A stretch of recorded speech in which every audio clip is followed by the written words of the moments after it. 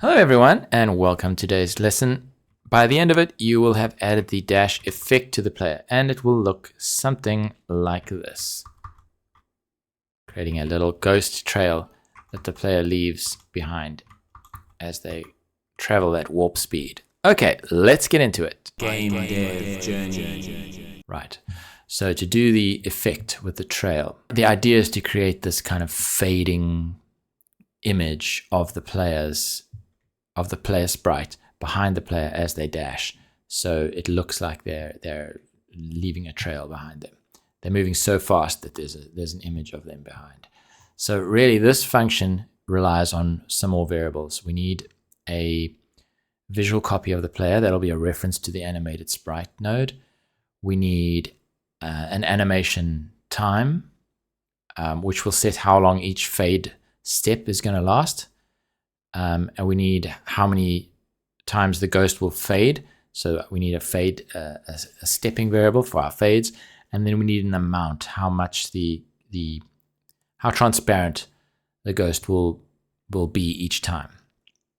It's difficult to explain, but as we do it, you'll understand. So what we can do is create a new function. So let's create it here. Let's make it function dash effect. Now, this function will have local variables. They don't need to be global. We need a reference to the animated sprite. So we can go ahead and grab the animated sprite just like we did and drag, hold control as you're about to release it and release. So there's our reference. We don't want it on ready var, so we can just delete that. It's just a var because it's a local variable. It's not a ready. It's not global. It's not a ready variable. Okay, so that is going to be our reference to the animated sprite. Okay. Now we need a variable for the animation time. Let's make it animation time. Okay, and that is going to be our dash duration timer dot wait time divided by our dash speed. Now you can of course just go in there and add in a value and mess around with it until it looks right. What I've done is I've said that this is how long each fade step will last. It divides the dash duration by the dash speed to get a short delay for each step of the effect. And you can put in any number you like there, but I found that this works well. Right, then we need to know how many fade steps we're going to have. So we'll say var fade steps. Let's say 3 steps. And then the fade amount. So var fade amount. And that can be, say, 0.4. This is how much more transparent the player gets, or the animation gets after each dash, after each second, after each step. Okay. So now what we need to do is add the visual copy or add a copy of the animated sprite to the scene. So to do that, we've got to say get parent dot add child, and the child we're adding is our animated sprite 2D. Then we need to say our animated sprite 2D, and we need to set its position to the position of the player. So its global position will be equal to whatever the player's global position is. So it's always appearing just where the player is. Okay. Then we need to run a little loop so it repeatedly creates copies of the player behind the player. So we'll say for I in range fade steps. So in other words, this is going to run 3 times. And we want to use the await function to manually create a timer in the loop. So we're going to say get tree. This should be get tree. Get tree dot create timer, and the timer will run for animation time.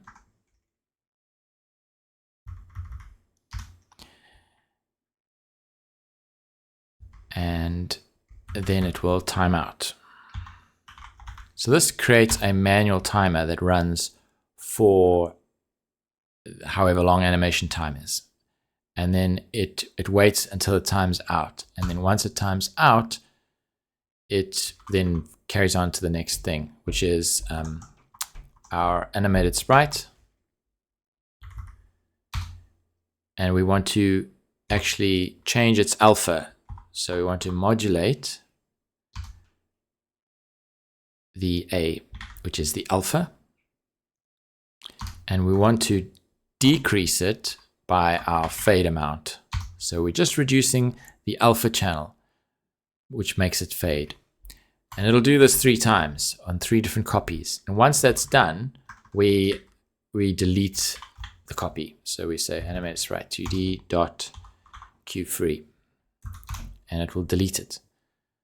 Okay, and now all we need to do is call this in process. So let's call through dash effect, and the moment of truth, we need to test it. So if we run it, okay, we now have a problem. Oh, okay. We don't actually call this in process. Okay, don't do that, because this is actually triggered by the timer. So we want this dash effect to be triggered by a timer. So when the dash effect timer times out, this dash effect timer, when that times out, we want to call the dash effect.